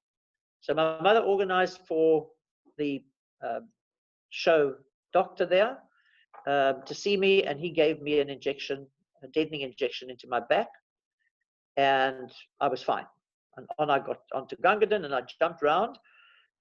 And towards the end of the track, they had a triple bar of gates. I mean, the most ridiculous jump. You wouldn't see it today. It was literally a triple bar of gates standing. They weren't hanging gates. They were gates standing on feet. So you had 1, 2, 3, and it went, you know, up, and it was quite big. It was probably 150. Might have been 145, but I would think 150. And Gungadin jumped from far away. I had him a bit far off, and he fell with me. Got the last gate, the top gate, and literally under his elbows on sort of where the girth is, and he turned turtle with me. And I remember lying there and thinking, oh my God, I won't be able to get up. I won't be able to move. And I got up and I was fine. And from then on, I had no problems with that bottom end of my back, my coccyx area, until the doctor did that X-ray on my back. And he said, when did you break your coccyx? And I said, I've never broken it. He said, you have? He said, it sits right in. He said, if you ever have children, you better tell the pediatrician that you, or the gynecologist, that you have broken your coccyx, and it's quite a bad break. So that's obviously what I did when I fell on the pole. Sure. And then other things, then those are sort of, then ratification, many years later, ratification took off too far away for a plank. He jumped out of my hand, what you call jumping out of your hand. And I broke my collarbone, my right collarbone, and just the end of it. I chipped the end off and I pulled the ligaments. So I was about 2 months. I think it was 6 weeks before they pinned it, and then they took the pin out. The pin was for the ligaments. The little end of the collarbone, they threw it away. And then about 7 years later, I was jumping for Mart at the Easter show. And I think I told you, I said to you, I went to buy Honeygirl literally in a wheelchair. I was jumping for Mart, and he stopped at a wall, at a 6'6" wall. Again, sorry about the metrics. And I didn't have spurs on. And he came around again, and I beg your pardon, I didn't have a stick. I didn't have a stick because he was very funny with the stick. And I came around the second time, and I really kicked him into it, and he jumped and he banked it, and both of us hit the ground. Broke my collarbone, my right hand collarbone, and strained my ankle or pulled some ligament to my ankle. So they put a pin into that, and I was out for about 3 months, and they put a pin in it. Then, blow me down, I am riding a horse for a pupil of mine, and I'm jumping this horse in I don't think maybe it was 110. Maybe it was 110. It was probably 1 meter. It's a horse called Ninja, lived up to its name. And it stopped dead with me at the first jump, in the jump off. It was a training show at Carlswald. And it stopped dead with me, and stopped dead with its head down, and literally sort of buckled onto its knees. And I slid down its neck, landed on the ground, and this horse then proceeded to sort of go over me, because now this horse had lost his balance, and he sort of proceeded to go over me. And I sat up, and all I could feel was this warmth, this hot, warm feeling. Anyway, I had punctured the subclavian artery and broken my collarbone again. Same collarbone. So my late ex-husband Des came running along, and he stuck his finger in it, and he did some training, and he decided to stop it bleeding, which he did. And it was 2 days later that I managed to get an appointment with the orthopedic guy. And so anyway, so then I went for operation, and when I went for the operation, as they opened it up, the subclavian artery just went off again, because it had never been stitched. And they said at the time to me that how stupid we were not to have had it stitched, because in not having it stitched, it developed a clot. That's why I didn't carry on bleeding, and it could have traveled anywhere, right? Plus the fact that if I hadn't punctured the skin, the horse trod on me. If I hadn't punctured the skin, I suppose I wouldn't have punctured the subclavian artery, but then it would have just bled down into me. Anyway, so that I was out for quite a long time. And why I was out for, it's quite fun actually, why I was out for quite a long time was the first pin in the collarbone. When they tried to get the pin out, and the pin wouldn't come out, obviously, of the bone marrow. So they put a plate on top of my collarbone, which they screwed down with 2 screws on the one side and 3 on the other side. And where the pin was, the screws wouldn't go through. So when you have this thing called union, when they put the plate on and they screw it, so it screws like that, and when they screw it, it screws it so that the bones are just touching. So now you can understand the one side didn't screw properly, so the bones didn't touch, and for 3 months those bones didn't touch. So I had non-union for 3 months, and that's because they obviously couldn't get the screws through that pin that was in there. So I then went to my orthopedic surgeon, who was very kind to me and operated on me for nothing, and fixed it by taking a piece off my hip and putting. So I promise you, the show jumping is not for the weak-hearted, and put a bone graft around the other 3 sides. So at this moment of time, I have a pin, a plate, screw heads, if somebody comes and puts their arm around me, I duck like that, because if they touch me here, it's sensitive on the nerves. So the plate, and then the bone graft is on the back, the front, and the underneath. And I had been out for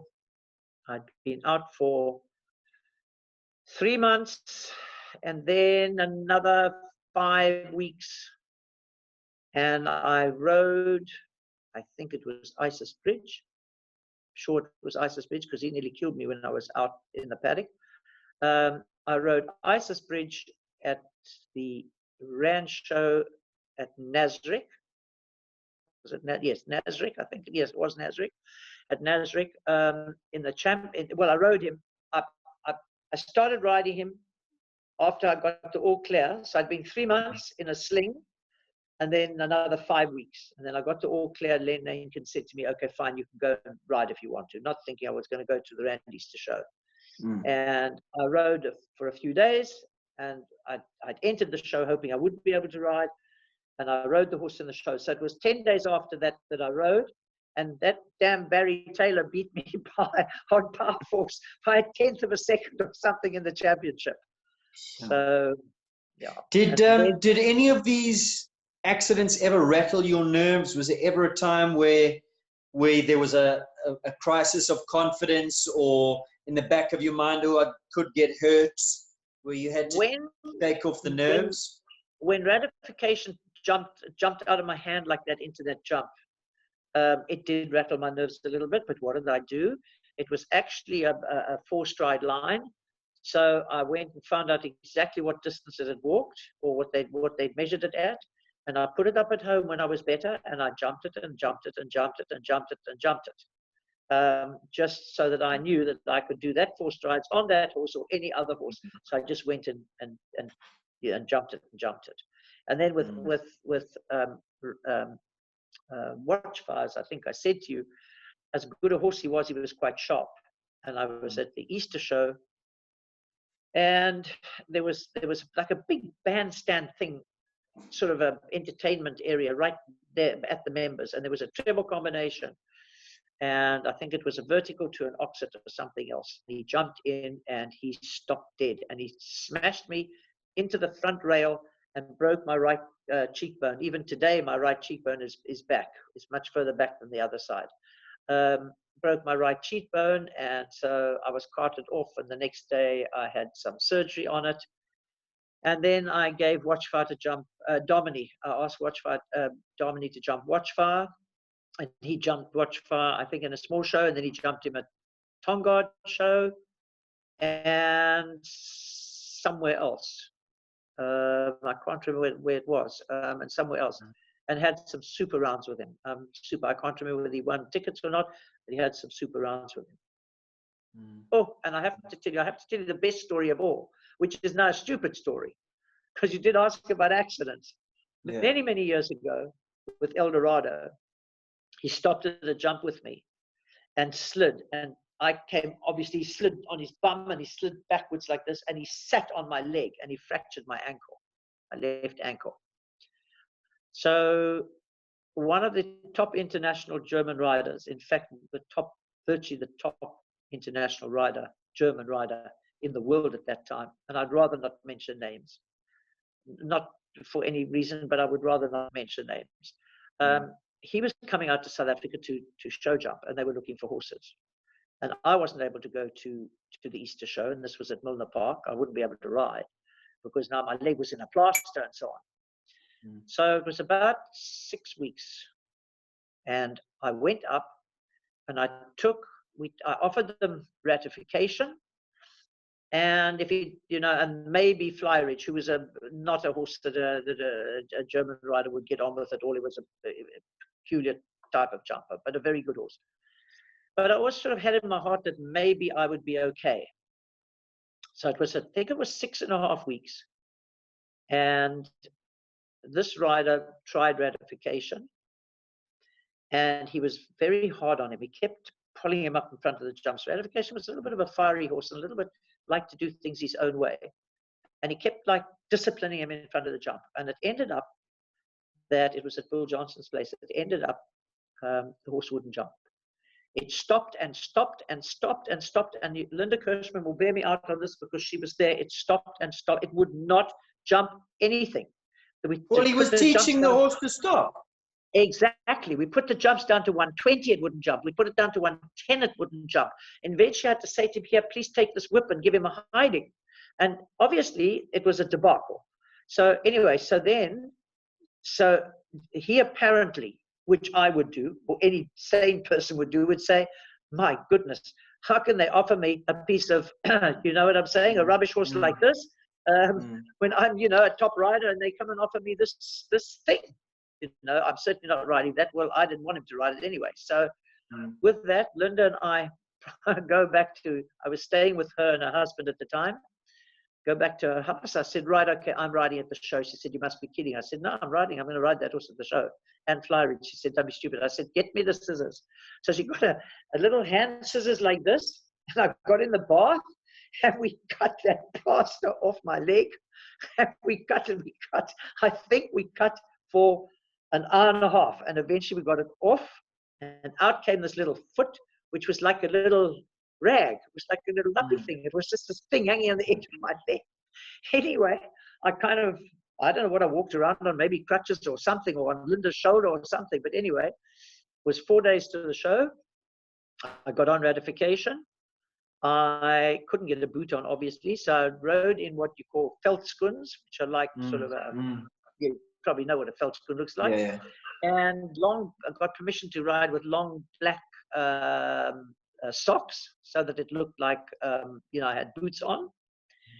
And ratification, I think I rode in 2 classes, and then he won the Grand Prix, the Hennessy, and the South African Championship 3 days in a row. And I think this guy from overseas, his eyes nearly fell out of his head. And so so that was a funny incident. It wasn't funny, but it was funny how he cut this plaster off, and I had this little weak leg hanging there. And that's, what did you have to do to get his confidence back, to tell him, no, you must jump the jump? Nothing. It was just the German. Didn't like the way he rode it. I didn't do anything. I mean, obviously I jumped some small jumps with him, little jumps with him. I had 4 days, 3 or 4 days. I jumped some, and I mean, 3 or 4 days. I think I only jumped him the day before the show, because obviously now, this leg is very weak. Yeah. But, as I say, when I'm focused, I'm focused. Yeah. Let's talk about, because riders out there want to know your methodology behind training. What's important? What are the fundamentals of show jumping? And we can simplify it. The horse needs to go forward. He needs to come back. When you ask, things need to happen, but that needs to be done very, very correctly. Those are the basic fundamentals. Has to go forward, has to come back, has to stop, and of course has to have a natural jump. But within that, there is so much more. So what kind of training goes into your horses? What are you big on? What do you concentrate on? You tell me. Well, I used to do a lot with the thoroughbred. I used to do a lot of trotting over fences and trotting poles to a small vertical, and then maybe 1 or 2 strides to an ox or another vertical. Used to do a lot of trotting work with the thoroughbred, because, again, as I said to you, thoroughbred knows one thing, and that's gallop forward. So it was all sort of a bit of training backwards a little bit to keep them balanced and so on. But what I do with horses today is, look, I don't do a lot of training with the lower grades, because I live in Cape Town, and I come up to Johannesburg on a Monday, and I teach Monday, Tuesday, Wednesday, Thursday. I go home and then I have virtually a week at home, and then I come up either for another session of coaching, or otherwise for one of the World Cup shows, or the Derby, or South African Championship, or whatever it is. So I do see the young horses when they get to 120, but I only see them when there's time to see them. So I work mainly with the the horses jumping 135, 130, 135 upwards. To me, I think a horse, one of the biggest things to me is that you don't ever want to frighten or overface a horse. So even when I'm training my guys for the let's say World Cup competition, we very seldom jump more than 140, maybe the odd 145 jump, because I believe if the horses are confident and the riders are confident, and everything is right on the day or at the show, there's no reason why they have to jump large at home. So let me go back again to answering your question. I do a lot of sort of, so we're not going to take the very young horse into consideration now. We're going to take the horse, the 130 horse. Yeah. So my riders then, first of all, the horses have got to be well schooled and they've got to be well balanced. And in the years gone by, I used to spend, when I lived in Joburg, I used to spend 35 or 40 minutes flat work with my riders. Then there would be jumping. And, you know, it's got to be right before the end of the lesson. And if the lesson takes 45 minutes or an hour or 2 hours, it makes no difference to me. It's got to be right. So in those days, I would do a lot of flat work. And so my lessons would be, and then their jumping work. So the lessons would be an hour and a half to an hour and 3/4. Today, I can't do that because I have a lot of people to fit in. I mean, I literally teach 7 hours on Tuesday and 7 hours on Wednesday, very often without even going for lunch. So their flat work must be done somewhere else. Their flat work must be done through another trainer or a dressage rider, or like I told you, I had Chad. Chad is excellent with my people on the flat. We discuss everything. I tell him what I want, you know, and he oversees what I need. I do work, you know, it's not that I disregard it completely. I mean, I will often say, right, okay, guys, and I don't take more than 3 in a lesson. I mean, if I have to, I take 4, but I don't take more than 3 in a lesson. And then I would say to them, okay, guys, let me see you guys work for 10 minutes. And I'll watch them working and I'll correct them and so on. And I like a horse well balanced. I like a horse moving forward. I like a horse light on your hand, but must take the contact. I don't like a horse that's off the bit. Horse must always take you to the fence. It must always take you forward. It mustn't be pulling or running forward with you, but it must always take you forward. You know, and all the lateral work and so on. So very often I just, you know, I watch them for 10 minutes, doing a bit of flat work. And then from the jumping, we obviously start to warm up over an exercise, normally quite an easy exercise. They don't think it's easy, but easy exercise, maybe trotting poles into a little jump, and then say one cross pole, and then say another cross with a pop stride in between, and then one stride to a vertical, and then one stride to an oxer, and then 4 strides to a vertical, which I can turn into an oxer if I want to, that sort of thing. But I like to test my guys, and I like them to think. They have to think, and they have to think fast. And they'll all tell you that every time I organize a track, because I would send a track up, and then when I was teaching right next door to Linda Kirschman's, I would have enough time to build. But now when I'm spending more time in Joburg, Bronwyn and Clem very kindly lend me their arena, and Bronwyn kindly, I send her a track or send her what exercises or whatever I want, and then she builds for me. And then maybe I correct 1 or 2 things, or just change 1 or 2 things for how I want it.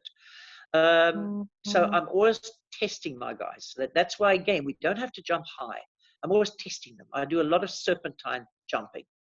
In other words, they would start off on a left circle, and then they would go up the side of the arena and jump maybe a vertical, and then they'll make a nice half-turn loop back over an oxer, and another one back over a vertical, another over an oxer, then 5 or 6 strides down to a double or whatever it might be. I test them. One of my favorite exercises for them, and it's not an exercise, it's a competition exercise, put it that way, is to build a double with a vertical to an oxer, 1 stride, and then 4 strides on, you can't believe it, on really with the jump sitting like that, with the next jump sitting like that. So they would come out here, and then they have to curve like that, a very sharp curve to an oxer to a vertical. And then they have to do that both ways, and it's quite difficult.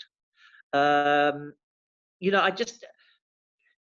I think that, and again, as I said to you earlier, I'm very hot on them riding correctly. I'm very keen on my riders using their weight when they want to turn.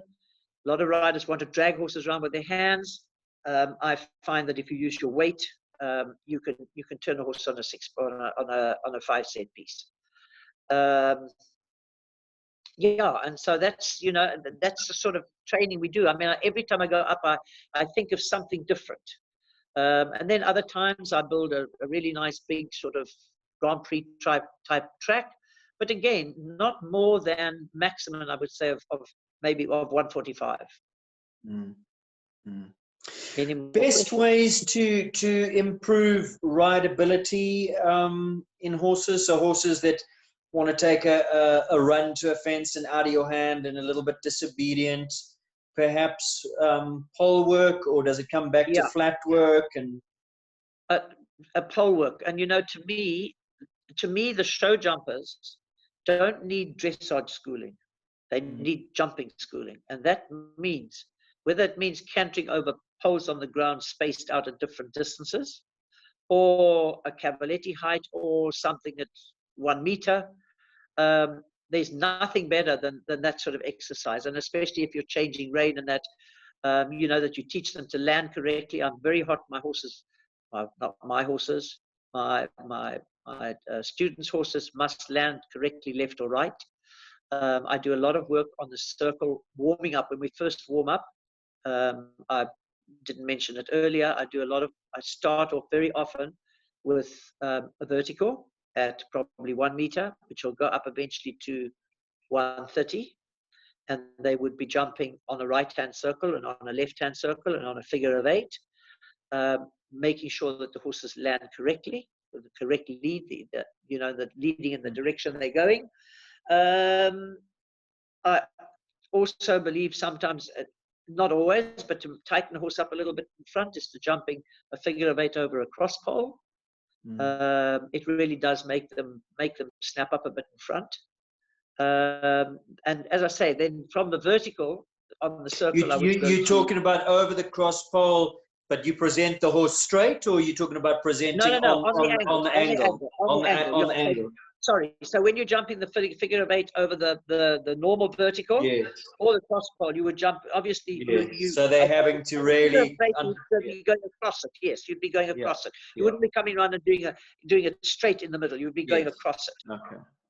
But that I use for certain horses, and then otherwise, when I use that little cantering circle, go up to about 125, 130. Go to the oxer, do the same thing. It depends on the horse whether we do it once each way or 6 times each way or whatever it is. Then we go to an oxer, not too wide. Then I'd make it a little bit wider, until it's a decent width. And then from that, that the horses are balanced, that the riders are coming in correctly, that they're keeping their balance, that they've got their weight a little bit down on the left, to encourage the horses to land left or right. When we've done all that sort of thing, I'm a real nitpicker. And when they've done that sort of thing, then we would carry on to the serpentine work or straight lines and that. But I think that jumping schooling is what all jumping horses need. And that means just small stuff, disciplining them, balancing them. You know what I mean? I don't mean disciplining them by beating them up. I'm just talking about disciplining them, that they listen to you, they come back, they go forward. You know what I mean? They land on the correct lead. They don't run into their jumps. It's reinforcing the basics, but how well can you do the basics? When I say wool, you must wool. When I say go, you must go. We don't have time in the ring to wait 3 strides on top of an oxer for you to either go or come back to me. That's the problem. Absolutely. And I'm very hot on voice, because going back to format, I used to use a lot of voice with him. Whoa or steady or whoa, like that, in between, if he's a bit strong or a bit overstriding. And I remember once or twice coming out the ring and thinking, now, why did he go so badly? Oh, I didn't use my voice. So my guys, and I'm not talking about just having a conversation with the horses, that I can't stand. And I can't stand somebody saying, oh, or, they make a squeak over a jump when the horse jumps a bit big. Oh, like that. I can't stand it. Because if you do that, you're not concentrating on what you're doing. Because to say ooh, that split second, your mind has got to get that ooh out of your mouth. So you're not concentrating 100%. You're concentrating 99%. So that I can't stand. But the the odd command of woe or war or whatever it is, and you'll hear a lot of my riders, especially quite interesting was Lara Neal. She rode with me for years in Cape Town. She had a horse called Hummer, which I did a lot of training and working on. And he used to listen to the voice a lot. And Lara would go through a treble combination, and I'd go, whoa, like that. And he'd back off. And I go, whoa, like that. And he'd back off. And Lara also used to do that, and she still does it today. And you'll see a lot of my students today use their voice in the ring. And I'm not talking about, making a noise in the ring. It's just the odd. But again, it's trained at home. It's a command. That voice is a command. Exactly. Yeah. When they jump down, I often do a vertical 4 strides with poles on the ground to an oxer down the side of the arena. And then they have to do that, and they have to jump in with a good strong canter in. Each pole is placed in an even distance, so it's 1, 2, 3, 4 strides over it, then over the oxer, and then they must whoa. Use your voice, sit up, whoa, and the horse must stop in a straight line, turn around, go back the other way, and do the same thing. And especially for horses that get a bit too forward, it's a very good exercise. Walking courses today. I don't know if you heard Mickey Lowe's interview. He was talking, but of course he's talking about an era gone by where he can't understand where people anything further than 4 or 5 strides. He doesn't know why you're still pacing it out. What are your comments there? Is it things just changed today that most things are on a distance and most things are related, so you can't really compare, or do you agree? You know what? I always say to my riders, it's a guideline. So if one of them go in the ring and it's a 5 stride and they don't have a good jump at the first and they do 6, I have no problem with it, provided it's not a disaster. But it's a get out of a situation extra stride. So we walk the distances. We walk the distances, to me, as a guideline. You have to decide on the horse as well. I might have 2 horses which have got short strides, and I've got to say, you must move on here. You must have a good jump in and keep riding. I might have 6 horses that I've got to say, as you land, take a steady, because otherwise you're going to be too close to the next jump. And then again, as I say, it all depends on how you jump the beginning of the line, whether it be 5 jumps in a line or 2 jumps in a line, and then round a turn. I don't believe in walking like the Americans do. The Americans walk all the way around the track counting. Well, I mean, how the guys are supposed to remember that, I have no idea. I mean, every corner and every distance and to me, that's very difficult. I think that there are turns, curves that you need to walk. I mean, there's no ways if I had a rider coming up over a jump and they went back, they did a half turn and went back over another jump, let's say 10, 11, 12 strides away. There's no reason for them to walk that. But if it's a curve, because remember, when you're jumping on a curve, it just depends on, if you're on the perfect line, it'll be perfect. If you're a little bit on the inside line, it'll be short. If you're a little bit on the outside line, it'll be long. So you have to be on the perfect curve. That is very important. So it's a guideline. Again, as I say, if you jump in with, let's say the horse gets a bit close and loses a bit of impulsion over the jump, you're then going to have to ride on for the next jump. If you jump in fast and very strong, you're going to have to hold back. If you jump in correctly, it'll be correct. Course builders don't build courses to catch people, or to catch horses. But only thing today is, which is a very, very big change from our day, is that the time is so much faster. Not the jump off time, the time is so much faster in the first round. And not only that, the jumps, the poles are much lighter and the cups are much, much flatter. And I believe overseas, they're even lighter and flatter than what we have here, and a lot lighter, apparently. And I think that's where the competitions I don't think that the competitions have got that much bigger. They've got a little more, quite a lot more technical, because again, going back in the olden days, you could jump a jump, you could land, you could wait, and a lot of riders went on 1, 2, 3 and jumped. I remember George Marber used to go 1, 2 like that and jump. Tony Lewis used to go like this with his mouth all the way around.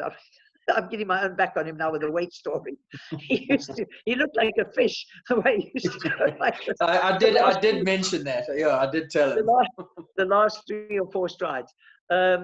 Whereas today one tries to keep in a more even rhythm.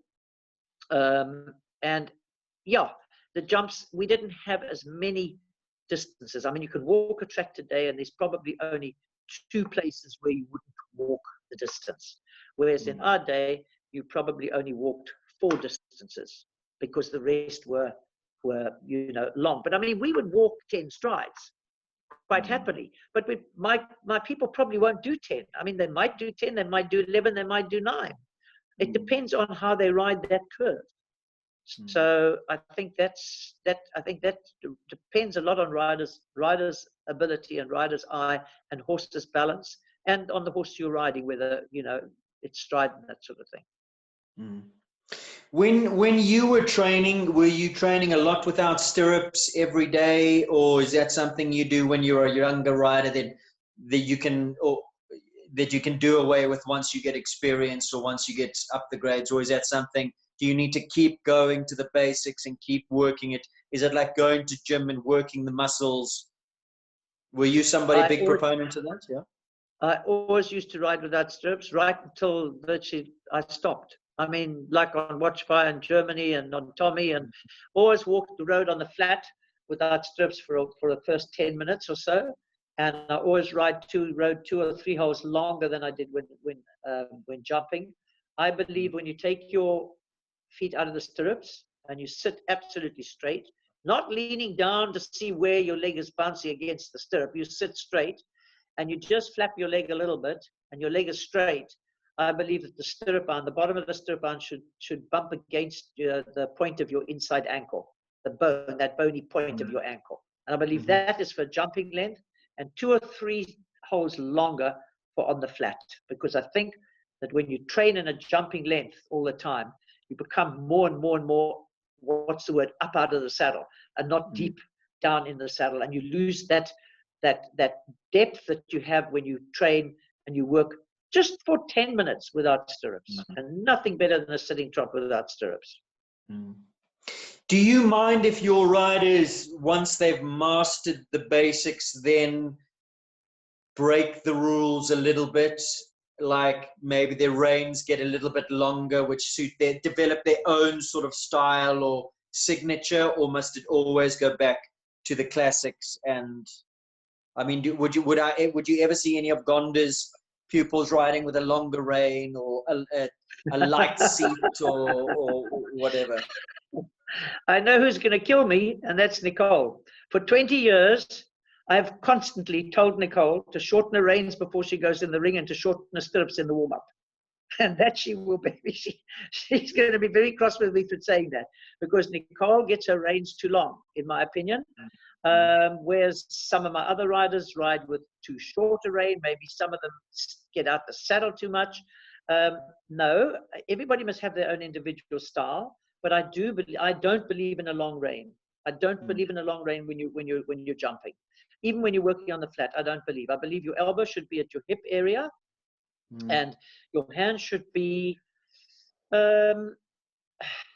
sort of possibly round about the breastplate, where breastplate would go, not the martingale, but where the breastplate would go. Because remember, when you take up the contact and you close your leg and and the horse walks forward or trots or canters and you take up the contact, your hand is going to come back a bit. So if your rein is not at a reasonably, not short length, it's not reasonably short, it's not that, if it's long, your hand is going to come right back into your stomach.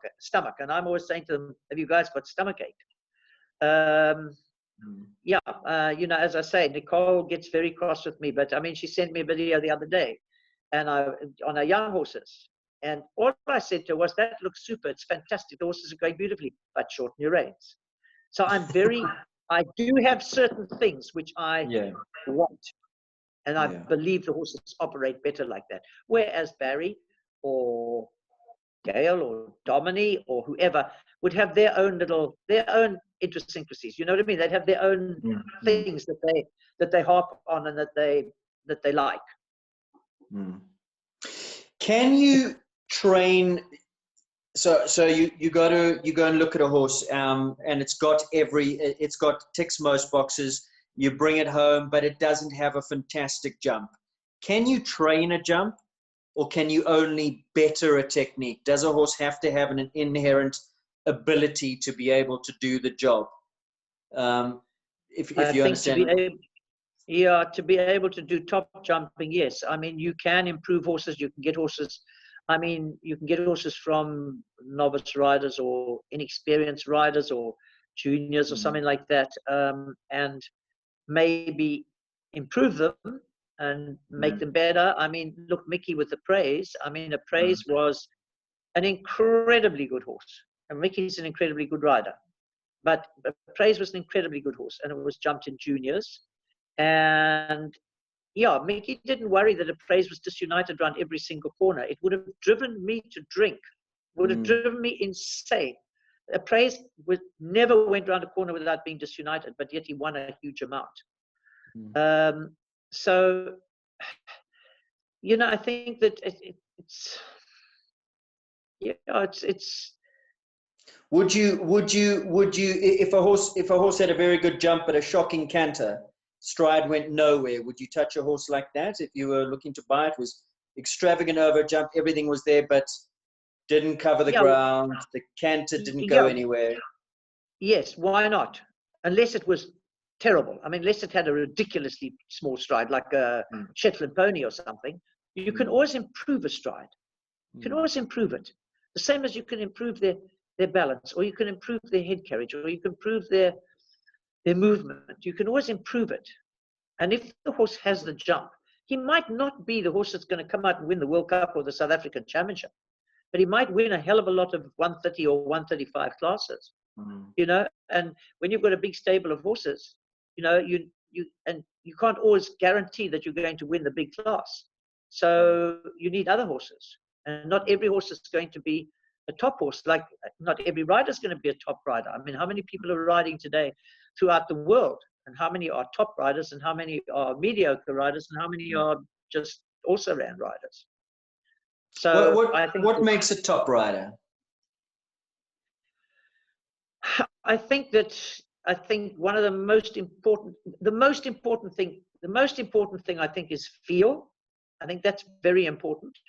And I think courage is important. Temperament is important. All those things go, wouldn't like to say 1, 2, 3.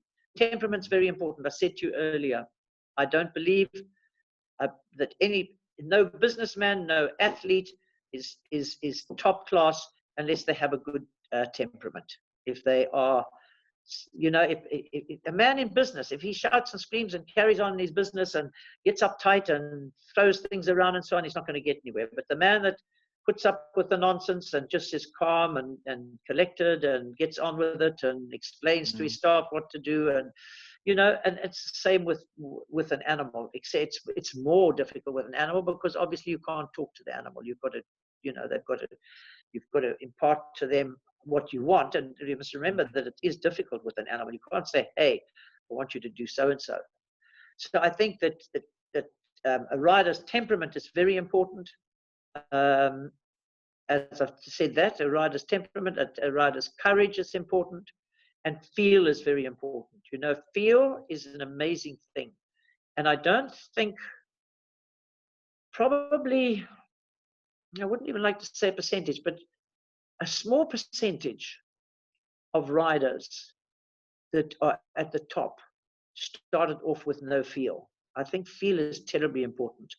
I know from my beginning, it was just natural. It was just there. I don't remember having ever come wrong at a fence. But now I correct myself in saying I knew that the point of takeoff was not going to be correct. So I made a plan about it. I don't think I ever came wrong into a fence. I remember once on a pony, I asked the pony to jump from too far away, and the pony put in a stride, hit the jump. And from that day on, you know, I realized that I had to be accurate. And so in being accurate when you're jumping, it's feel. And I think that to see a good stride, I mean, I've never battled to see a stride ever in my life, have I ever? And I'm not being a big deal. I've never found it difficult because it wasn't a matter of just get on and canter along and there's the stride. It was a matter of canter along and make a plan and develop the stride into long, short, medium, or whatever you want, going into that fence that you take off in the correct point of takeoff. So I think that, as I say again, feel, temperament, and do you think that feel is something that can be learned, that can be developed, or is it something that you inherently have or you don't have? I think it can be developed, and probably through a lot of sitting trot with no stirrups. Yeah, I think feel can be developed. Yes, definitely. Gonda, I've had a wonderful time chatting to you. Absolutely wonderful just to pick your brain and to get inside there, and wealth of experience. And once again, we say we don't know when this is going to be all over, but we can't wait to get back. And I can't wait actually to, a funny story, I used to live next door to Linda Kirschman.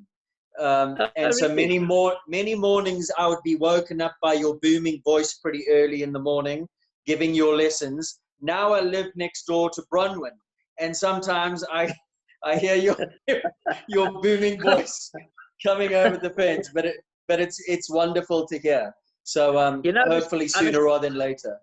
I must tell you that a lot of people say, "Oh, you can't have lessons with Gonda. She screams and shouts at you." I don't scream and shout, but I'm like an actor or actress. I somehow was blessed with being able to put my voice out there. So when you hear me shouting, whatever it is, you know that I'm actually not shouting at the rider. I'm just putting my voice out there. I am shouting, but I'm putting my voice out there. I'm not shouting because I'm cross with them or they're doing something wrong. No, I learned that a long time ago, living next door to Linda. Trust me. Wonderful chatting. Hopefully we'll see you soon. All right, super. Thank you so much, and it's been fun. Take care. Take care.